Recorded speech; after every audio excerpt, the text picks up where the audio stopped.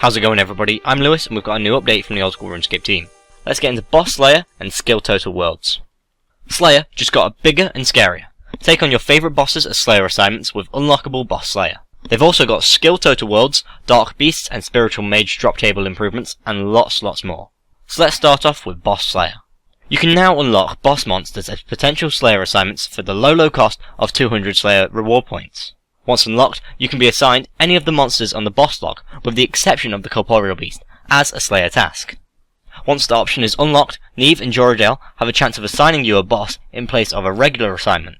Due to the fairly low experience rates that most bosses will offer, upon completing a boss Slayer assignment, you'll be rewarded with an additional 5,000 Slayer experience. Your Slayer partner may share in the boss assignment too, provided that they've unlocked the option themselves. As with any other Slayer task, the effects of your Slayer helm will apply during boss Slayer assignments. So, what are you waiting for? Head over to Neve or Joradale to grab yourself a boss Slayer assignment and get rewarded for taking out some of your favourite bosses. Moving on, we've got Skill Total Worlds. 4 worlds now require you to have a minimum total level in order to access them.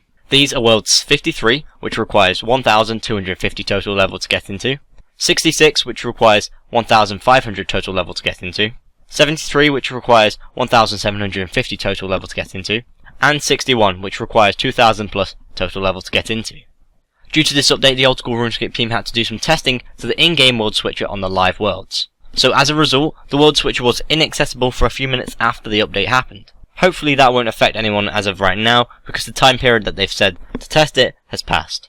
Moving on to automated bone grinding. Grinding bones for worshipping the Ectofunctus can now be made a slightly more relaxing experience. After grinding one set of bones, you will continue to grind more unless you click away to cancel the action. Grinding bones in this way is slower than doing it manually, so if you're looking for speed, you're best off going down the click intensive route. If you're looking to chill out and take your time, automatic grinding is for you. And finally, we got clicking the compass to face north. Clicking the compass by your minimap will now cause your camera to face north. So if you're someone that's a little bit OCD and always hates it when the camera is just that little bit off north, you can now click and get your camera to face north. Other news this week. The engine team have made a number of under the hood changes to Old School. The drop tables for Dark Beasts and Spiritual Mages have been slightly improved. The welcome screen will no longer appear when logging in inside the wilderness. It's now possible to use a herb on the herb sack, or vice versa, to place the herb into the sack. You can now click on the zoom slider to instantly alter the zoom level to that point. The zoom slider can now zoom out as far as the scroll wheel. A visual glitch when the slider moved when teleporting is now fixed. The camera height now moves up slightly when you zoom in to keep your character in the correct position on the screen. Receiving multiple challenge requests will no longer prevent you accepting all but the most recent. It's now much easier to aim the toad cannon and hit the sheep in Morning End's Part 1 in resizable mode. Otto Godblessed now tells you the correct price when converting multiple Zamorakian spears into haste die with the Kandarin Elite Diary completed. The Dwarf Cannon now checks ownership correctly when firing. The Odium Ward Ornament and Malediction Ward Ornament have been cleaned up graphically.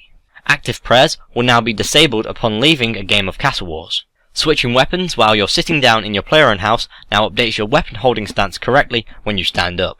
Chairs will no longer disappear if a player uses the Leave House button or is evicted. Players will no longer have to stand up from a chair when talking to their servant. Colour issue on the Falador Shield 2 has now been resolved. The regular Dragon Chain body no longer has gold trim around the base on male characters. The Fighter Torso now correctly covers the torso. The Rock Shell plate body now correctly extends over the stomach on both male and female characters. You will now no longer see XP drops upon login under certain circumstances. Guthan's chain skirt no longer stretches with the Armadillo crossbow equipped. Armadillo's chain skirt no longer causes an invisible stomach on female characters. Spiderwebs on ceilings will no longer distort at certain camera angles. Toby's hammer no longer obstructs his face, and he now has a chin. They fixed typos in teleport messages given by the Pharaoh's Scepter. Uncharging the Toxic Blowpipe now correctly asks the player if they wish to uncharge the object rather than destroy the object. The Tsar Fight Cave monster spawns have been updated to fix a bug where 2 positions were almost never used. The Fedora now renders in the correct order on the player's chat head, and some game messages relating to adding and removing herbs from the herb sack are now filtered. So interesting update today. Boss Slayer, which many players have been waiting a long time for. Skill Total Worlds, which have been highly requested for a while. automatic bone grinding, clicking the compass, and a lot more features which are nice quality of life updates. One thing I've noticed in the other news is that a lot of these are small graphical bug fixes or some construction bug fixes. If you want to discuss this update, please go on the forums or in my comments below. If you want to watch my RuneScape rant video on selfish voters, please click here, and it'd be really nice if you could provide some feedback on your opinion about that video, because I'd like to see if I should make more or not. And if you want to watch the latest sailing developer blog, please click here for training sailing. If you've enjoyed this video, please like and share, and if you want to keep up to date with the Old School RuneScape updates, devlogs and polls, please subscribe. I've been Lewis, thanks for watching, goodbye.